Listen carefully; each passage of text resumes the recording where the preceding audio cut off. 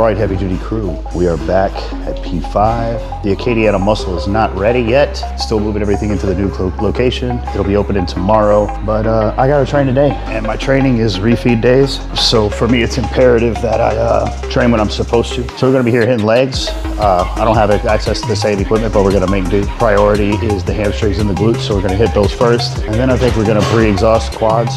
So we need minimal weight for our press. Again, I'm prepping right now, 6 weeks out. I'm gonna try to minimize fatigue as much as possible. So this is where pre-exhaustion is gonna do me some real good here. Not gonna be having to use those super crazy loads on the leg press, not taxing myself as much. But what we're gonna start with is the standing hamstring curl. And then I'm gonna do a seated, probably go upstairs, hit the hip thrust. Got a nice machine for that here. And we're just gonna feel out this workout. Not my favorite quad selections here, but we'll make do. Let's give it a go. Absolutely love this machine. Technically, it's not better than a seated hamstring curl, but I absolutely love using it. I feel my hamstrings so well on this, especially warming up the adductors coming into this. Absolutely stellar. So I'm gonna go for 6 to 8. I'm warmed up what I would consider adequately.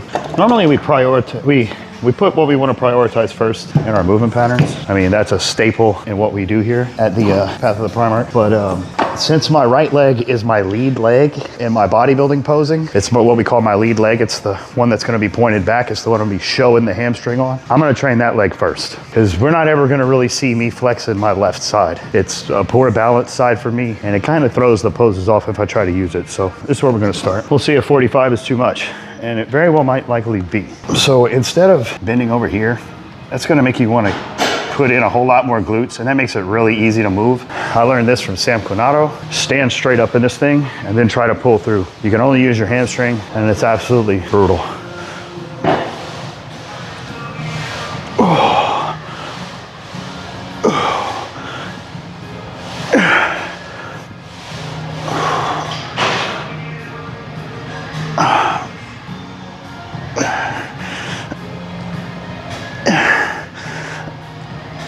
There we go.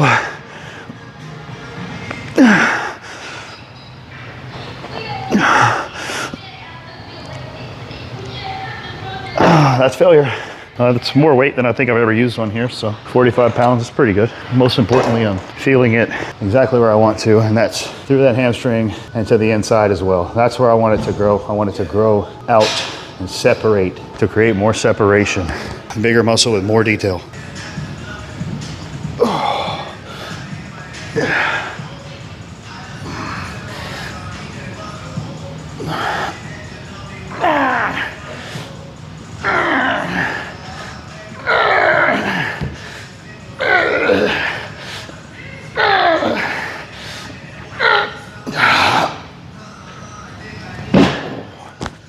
Yeah, dead stop, man. Love it. Total cessation of the implement tells us that there are no more motor units to be recruited and that all possible growth stimulus was reached. So hamstrings lit. On to the next one. All right, so seated hamstring curl was debating whether to come here or not. In the standing, the hamstring was in the shortened position, right? Because I was upright, shortest distance of the hamstring, we trained it and shortened. Here, hips are forward. Well, I'm exaggerating it by coming forward, but this is lengthened. My hamstrings are already under tension, but when I'm standing still, they're not. So we're training the lengthened, shortened, and here we're training the lengthened position. Make sure all our bases are covered. I'm not gonna worry about isolateral. I'm just gonna try to pull through both legs at the same time, just to keep moving forward. 200 pounds, because arbitrary. It'll be heavy. It's gonna be really heavy.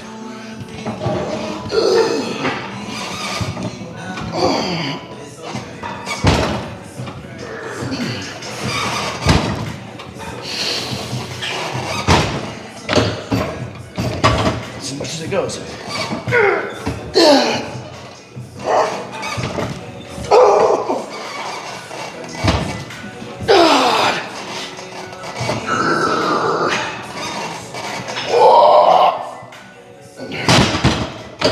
Almost let out a pig squeal. That was nasty. That was heavy. So we've talked about it before. This is where negatives become an auto correction. I'm forgetting the word that I usually use.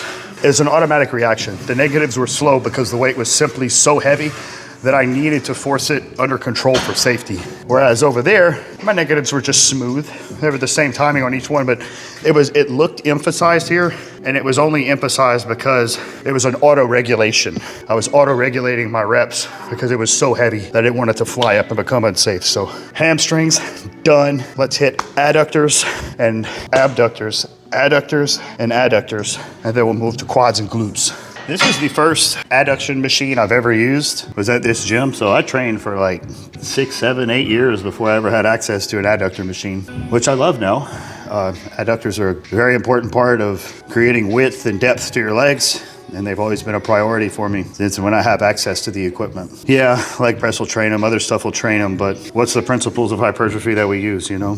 Specificity, prioritization, stabilization. And that's what this is. Super stable, super direct. I was playing with my body position. It's not something I've experimented much. I normally just grab onto the handles, pull my butt down into the seat and just go hard. But I noticed leaning forward, I feel much more stretch on my hip tie-ins and my adductors, you know, where they insert. So I think it's creating a bit more of a lengthened position, which is cool by me. So that's how we're gonna do it today. And we're gonna max out the machine because it's what we do. So, you know, turn this dial, give it an extra 15 and a full stack. Let's see what happens. Oh.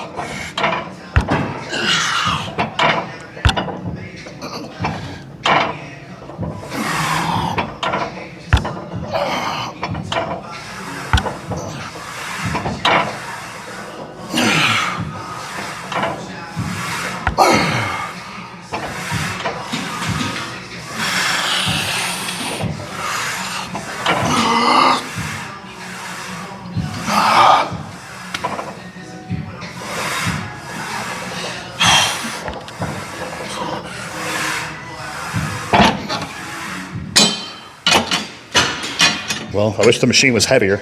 That was total failure. The assisted rep, I had to use my chest and arms to finish the last one, so that's a win.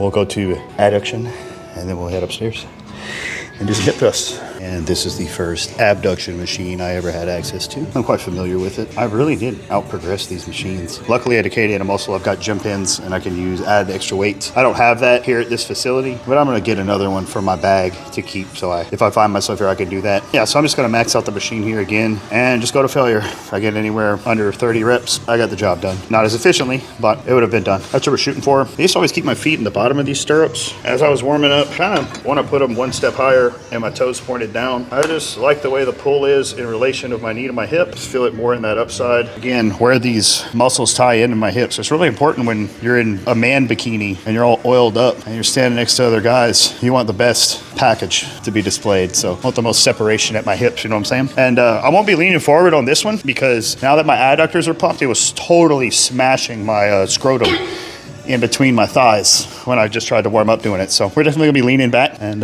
yeah. Let's go to failure. Whippy! Bodybuilding's fun.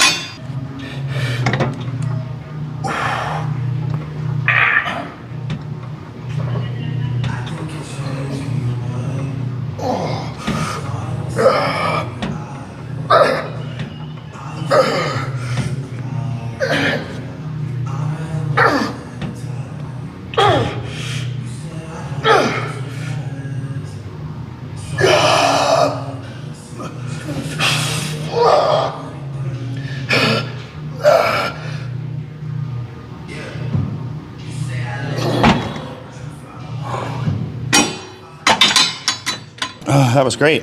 It was like being hit with a cattle prod and having your head squeezed in a vice. Quite the sensation. Sensational. I'll find something else to do. I'll see you there. Tee. You recording? All right. So here we are. This will probably be the first time I ever use a hip thrust machine properly after talking with my good friend Humberto Ponce. It's just something I never used. Always did RDLs. Always did heavy deadlifts. Always squatted with my ass and not my quads. So that's why your boy got cake.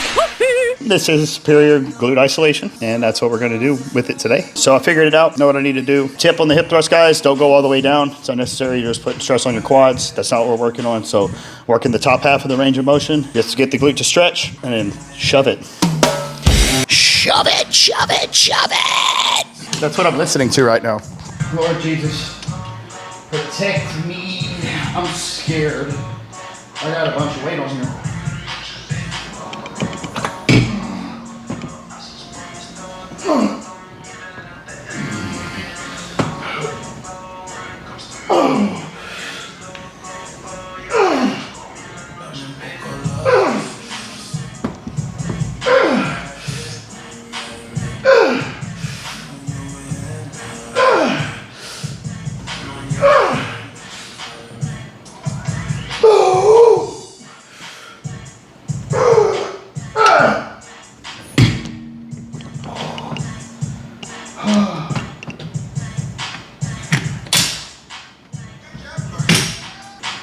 Yeah.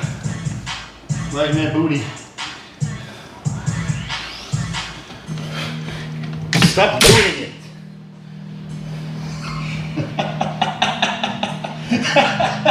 So stupid. Look at that. I had to harness my girl boss energy. My wife's standing behind the camera, she's laughing hard. But I was trying to do a horse pose earlier, like the Instagram girl pose, and I kept trying it and like I just couldn't do it. But when I did my booty work hip thrust, I stood up and immediately hit it perfectly and became the envy of all of Thoughtstagram with my horse legs and my big round caboose. All right, let's go find something to train quads with.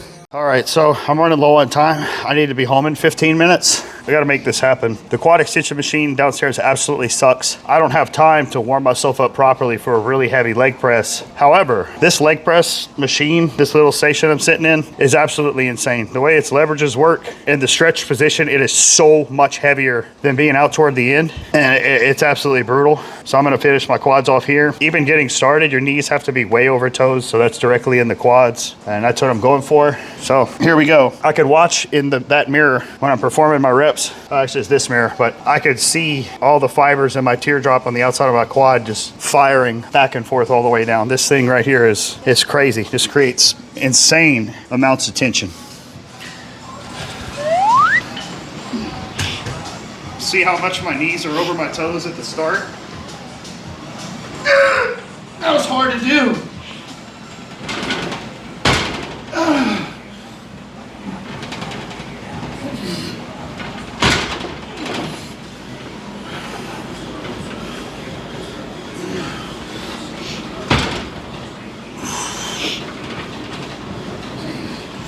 There we go.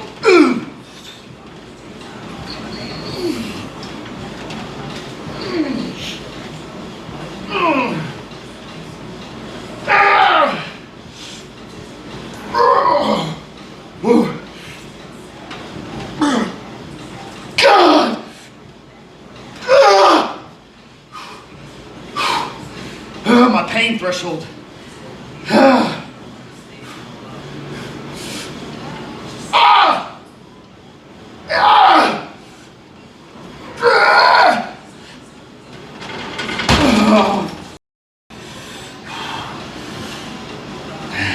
I'm Primarch Billy.